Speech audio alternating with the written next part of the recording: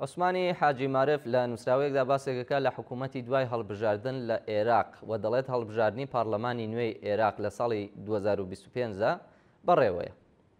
بەڵام ئایا ئەمە کاتێکی گونجاوە و دەتواندرێت جێبەجێ بکرێت بە تایبەتی کە عێراق لە دۆخێکی پڕ ئاڵۆزی و بارگرانیدایە بەهۆی کێشەکانی ناوچەکە و ململانەی ئامریکا و ئیسرائیل لە بەرامبەر ئێران و کاریگەری ڕاستەوخۆی لەسەر عێراق. لە هەمان کاتیشدا قەیرانی ئابووری و سیاسی و کورتێنانی دارایی و هەژمونی گەندەڵی لە تەواوی جومگە و دام و دەستگاکانی دەوڵەتدا سایەی کردووە. لەلایەکی تریشەوە باز دەواکات کە بەرزبوونەوەی ئاستی کێشە و ململانەی لایەنە سیاسیەکان لە هێزە میلیشیا تائیفی و ئیسلامی و قەومیەکان کە قەیرانی دەسەڵاتی سیاسیان قوڵتر کردوتەوە، هەروەها فشاری شەقام و تووڕەیی و بێزاری ناڕەزایەتی دانیشتوان کاریگەری جددی لەسەر ئەم هەڵبژاردنە هەیە. داتاکانی دارایی گشتی کە لەلایەن حکوومەتی فدراڵی عێراقەوە بڵاو کراونەتەوە دەری دەخەن کە حکوومەتی ئێستا هاوشێوەی حکوومەتەکانی پێشخۆی پێشکەوتنێکی کەمی لە گەیشتن بە هەر یەک لە ئامانجەکان بەدەستێناوە. لە ئەنجامدا وڵاتی عێراق ڕۆبەڕۆی کورتێنانێکی دارایی نوێ دەبێتەوە کە بەهۆی دابەزینی نرخی نەوتەوەیە، واتە بەمانەوەی نرخی نەوت لە دەوروبەری 67 دۆلار بۆ هەر بەرمیلێک داهاتی نەوت کە زیاتر لە 93% کۆی داهاتی حکوومەت لەم ساڵدا پێک دەێنێت. چیتر ئەوە بەس نییە بۆ دابینکردنی خەرجیە گشتیەکان و خەرجیە پلان بۆ داڕێژراوەکان.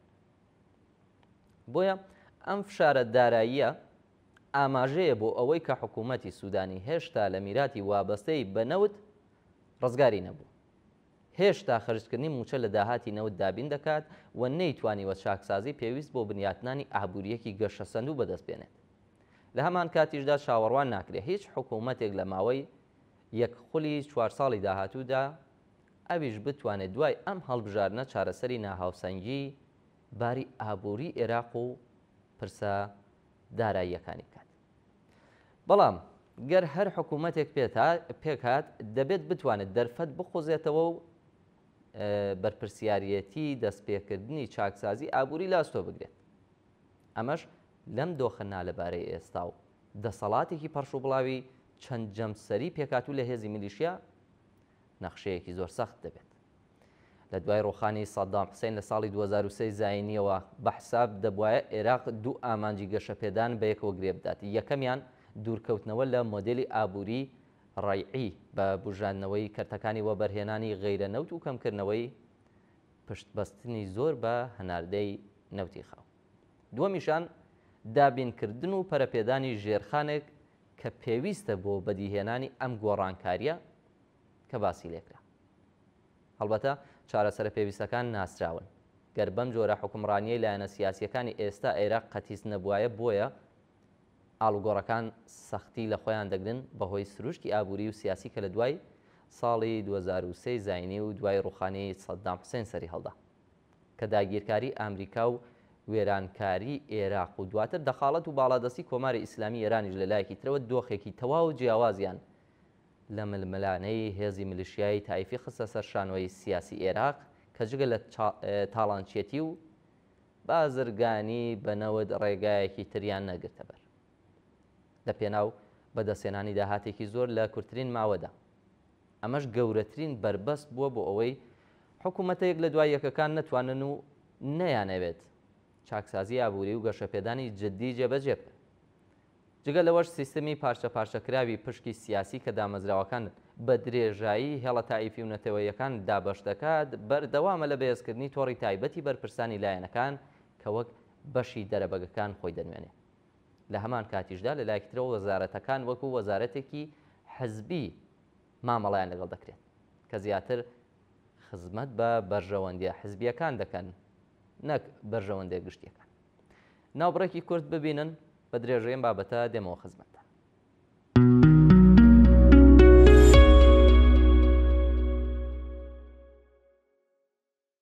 عوسمانی حاجی مارف لە درێژەی بابەتەکەیدا دەڵێت کە ئەم پارچە پارچەبوونە کە باسی لێکرا پارچە پارچەبوونی دامەزراوانە ڕێگری دەکات لە بڕیاردانی یەکگرتوو و تا ڕادەیەکی زۆریش بەرپرسیارە لە تەحەدای بنەڕەتی گەندەڵیەکی بەربڵاو لە وڵاتی عێراقدا.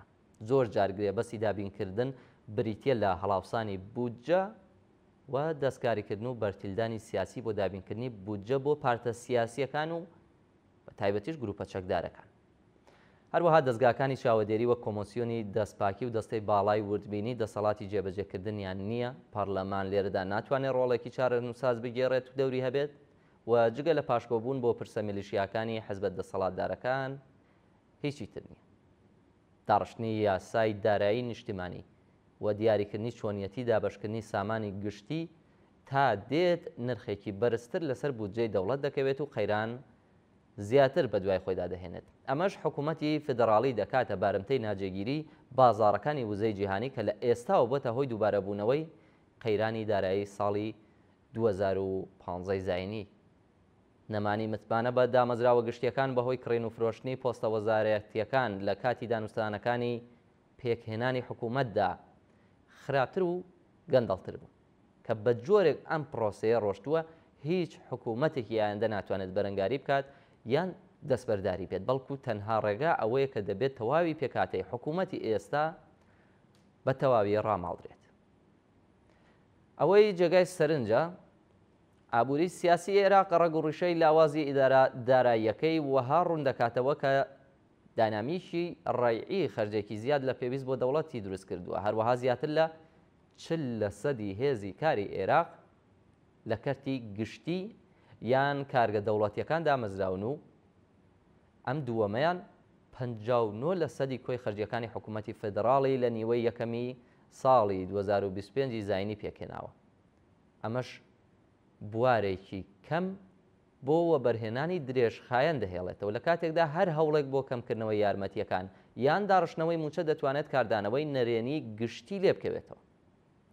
بۆیە هەرچەندە حکوومەت چەند ڕێوشوێنێکی کورتبینانی گرتووەتە بەر بەڵام ناتوانێت کە ڕەگۆڕیشەی دووبارەبوونەوەی قەیرانە داراییەکان چارەسەر بکات. لەوانەش کەمکردنەوەی خەرجیەکانی وەبەرهێنانی گشتی ئەولەویەتدان بە کەمکردنەوەی خەرجیە بنەڕەتیەکانی ئێستای وەک موچە و خانەنشینی کە زیاتر لە 60% کۆی خەرجیەکانی بودجەی ساڵی 2024 زاینی پێکهێنابوو. لە هەمان کاتیشدا کەمکردنەوەی یان دواخستنی بودجە بۆ پرۆژەکانی گەشەپێدان کە گرنگن بۆ بنیاتنانی ئابوووریەکی هەمە چەشن لە عێراقدا. ئەم نەخشانە ڕنگدانەوەی ئابوووریەکی سیاسیە کە بەرژەوەندی تەسک و کورتبینانە و دیسیپلینێکی دارایی ناسک بەڕێوەی دەبات کە هەموو ئەمانە ڕێگرن لە بەردەم گەشەی ئابووری و لە هەمان کاتیشدا ڕێگرن لە چارەسەرکردنی ناهاوسەنگیە ئابووریەکان. حیزبە دەسەڵاتدارەکان و هێزە میلیشیاکان کۆنتڕۆڵی خۆیان بەسەر وەزارەتخانەکاندا قۆستۆتەوە بە دامەزراندنی کەسانی سربەخۆیان لە پۆستە باڵەکانی خزمەتگوزاری شارستانی کە بە پلەی تایبەت ناسراون. ئەم پۆستانە وەک ڕێڕەوێک بۆ دەستڕاگەشتن و دابەشکردنی سەرچاوە گشتیەکان بۆ چەسپاندنی تۆڕی تایبەت و توندکردنەوەی دامەزراوە گەندەڵیەکان کار دەکەن. بەجیا لەم دۆخەش ئابووری و داراییە 20 ساڵە لەژێر سایەی ڕەحمی کۆنتڕۆڵی بەڕێوەبەراتی حیزبە دەسەڵاتدارەکان و هێزە میلیشیاکاندا ئێستا گەیشتووە تا ئەو پەڕی قەیران و نائارامی و کاریگەری لەسەر ململانەی لایەنەکان دەبێت لەم هەڵبژاردنەشدا. لە هەمان کاتیشدا گۆڕانی هاوکێشەی سیاسی و هاوسەنگی هێزەکان دۆخێکی تازە لە دۆخی سیاسی ئێستا عێراق و ناوچەکە دێنێتە پێشەوە کە ململانەی لایەنەکان لەم دەورەی هەڵبژاردنەدا تەواو جیاواز دەبێت. لە چاو دەورەکانی ساڵانی پێشوو داواتە بەجیا لەم ئاڵۆزی و دۆخە ئابووریە لە هەمان کاتیژدا گروپەکانی چوارچەوەی هەماهەنگی کە ئێستا پێکهێنەری حکوومەتی عێراقن هەروەها هێزەکانی هەشتی شەعبی دەرگیری چەند کێشەی جددین. لەلایەک زەحمەتە ئەو هێزانە لە دوای ئەو ئاڵوگۆڕانەی کە لە ئاکامی شەڕی ئیسرائیل و ئێراندا پێشهاتووە بتوانن یەکگرتوو بنون و یەک لیز بن لەم هەڵبژاردنەدا.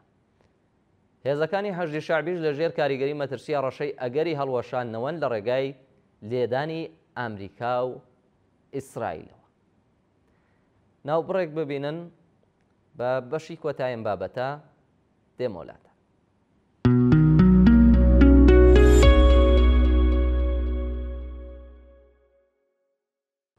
نووسەر لە درێژەی بابەتەکەیدا باسەکات لە لایەنە کوردیەکان و هەرێمی کوردستان و دەڵێت کە جگە لەوانش کە باس کرا لە عێراقدا بەگشتی لایەنە کوردیەکان کە بازلێکا دەڵێ هەرچەندە تا ئێستا نەیانتوانیوە لە هەرێمدا حکوومەت پێک بهێننەوە لە هەمان کاتیشدا دۆخی ئابووری و سیاسیان لە دۆخی ئابووری و سیاسی لایەنەکانی عێراق باشتر نییە.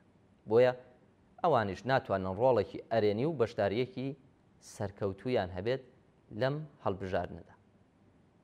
هەرچەندە لە سەرەتادا پێشبینی ئەوە دەکرا کە موقتەدا سەدر بەشداری لەم هەڵبژاردنەدا بکات، بەڵام پاش هێرشکردنێکی تند بۆ سەر تەواوی لایەنەکان بەوەی دز و گەندەڵن و بەهۆکاری شێواوی دۆخی عێراق وەسفیان دەکات، جارێکی تر ڕایگەیاند کە بەشداری ناکات.